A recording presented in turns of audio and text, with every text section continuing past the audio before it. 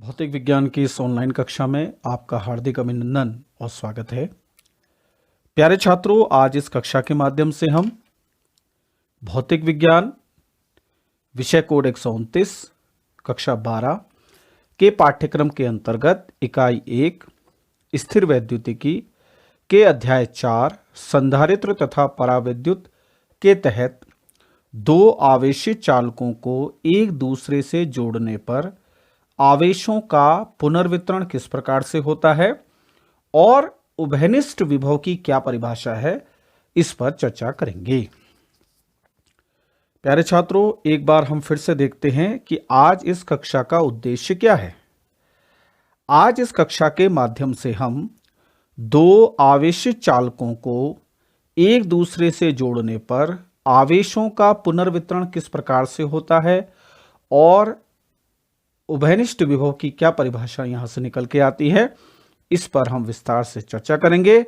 तो आइए इस कक्षा को शुरू करते हैं। प्यारे छात्रों, यहां पर आपको दो अलग अलग स्थितियां दिखाई दे रही हैं। पहली स्थिति पर हम विचार करते हैं जिसमें दो गोलीय चालक आपको दिखाई दे रहे हैं। एक का नाम ए है और दूसरे का नाम बी है।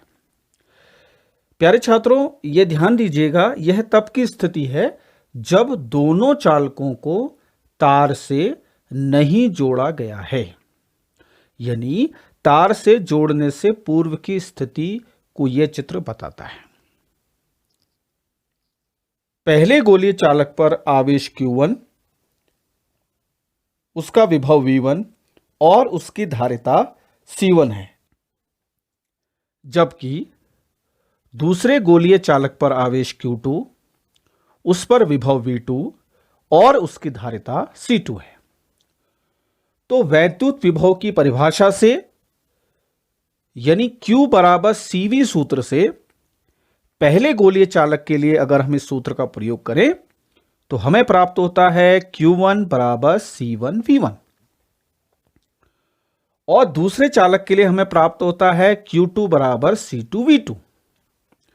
प्यारे छात्रों, यह दोनों गोलीय चालकों को किसी चालक तार से जोड़ने से पहले की स्थिति है।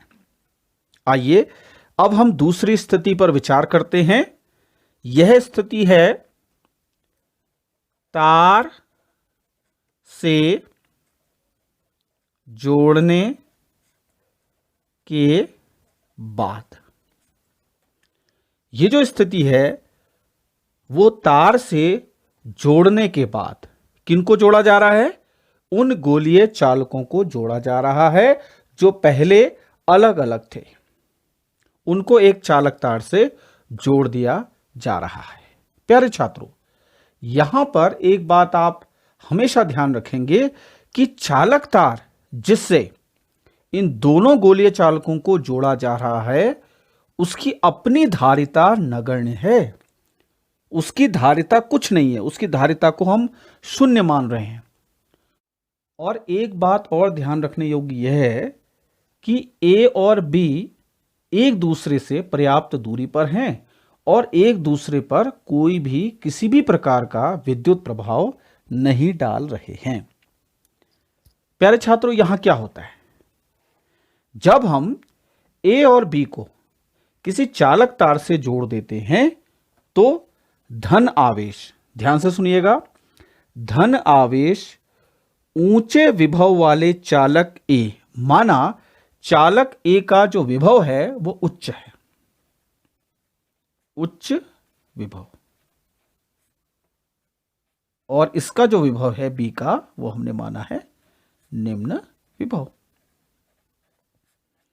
तो आपको पता है प्यारे छात्रों, जब उच्च विभव वाले चालक को किसी चालक तार की हेल्प से दूसरे चालक जिसका विभव निम्न है से जोड़ा जाता है तो आवेश उच्च विभव वाले चालक से निम्न विभव वाले चालक की ओर तब तक प्रवाहित होता है, ध्यान से सुनिएगा, तब तक प्रवाहित होता है जब तक दोनों के विभव समान नहीं हो जाते।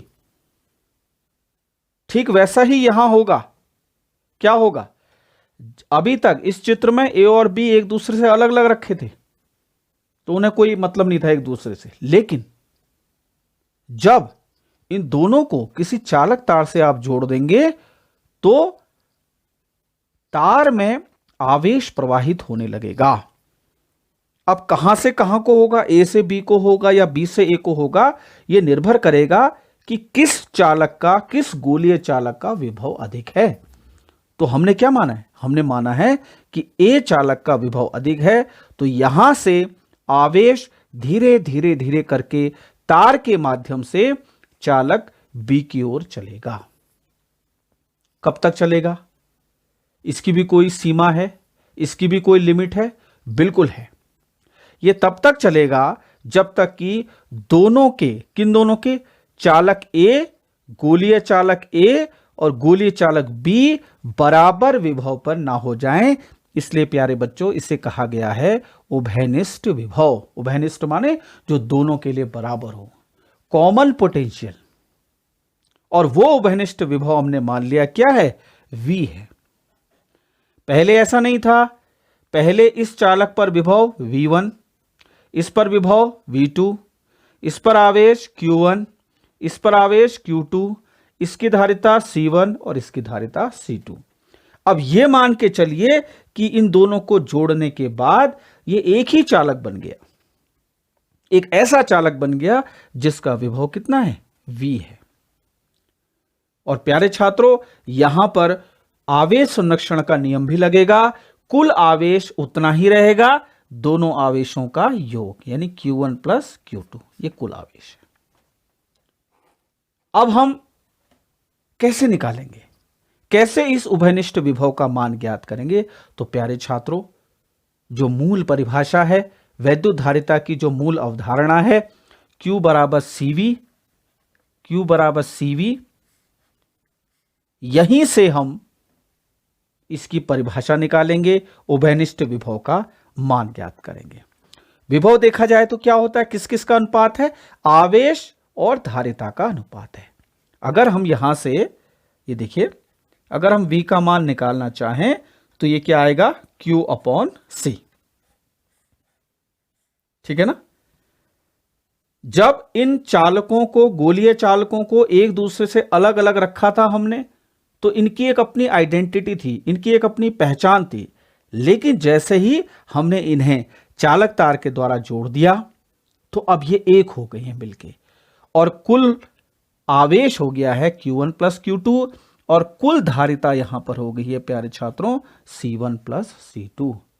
और चालक तार की अपनी खुद की धारिता यहां पर नगण्य है, और ये गोलीय चालक एक दूसरे पर कोई प्रभाव नहीं डाल रहे हैं, ये कुछ शर्तें हैं। अब उभयनिष्ठ विभव के लिए क्या सूत्र होगा, यहां लिखेंगे उभयनिष्ठ विभव, उभयनिष्ठ माने कॉमन, उभयनिष्ठ विभव बराबर, इस सूत्र को ध्यान से देखिए, आवेश, तो यहां पर क्या आएगा, कुल आवेश,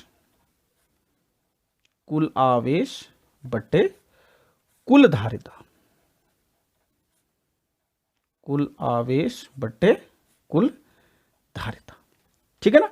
अब कुल आवेश कितना है देखिएगा, Q1 plus Q2, Q1 plus Q2, और कुल धारिता है यहां पर C1 प्लस C2। अब प्यारे छात्रों Q1 का मान हमने निकाला है C1 V1, देखिएगा, तो Q1 की जगह हम लिख देंगे C1 V1 प्लस Q2 की जगह लिख देंगे हम C2 V2 बट्टे C1 प्लस C2। प्यारे छात्रों ये उभयनिष्ठ विभव का सूत्र हमें प्राप्त हो गया है। छात्रों सूत्र हमें मिला V बराबर C1 V1 plus C2 V2 बट्टे C1 प्लस C2, जहां C1 पहले गोलीय चालक की धारिता, V1 पहले गोलीय चालक पर विभव, C2 दूसरे गोलीय चालक की धारिता, V2 दूसरे गोलीय चालक पर विभव, और C1 प्लस C2 का मतलब है दोनों गोलीय चालकों की धारिताओं का योग। प्यारे छात्रों, अब हम मानते हैं कि आवेशों के पुनर्वितरण के बाद गोलीय चालक ए पर आवेश Q1 डैश तथा बी पर आवेश Q2 डैश हो जाता है।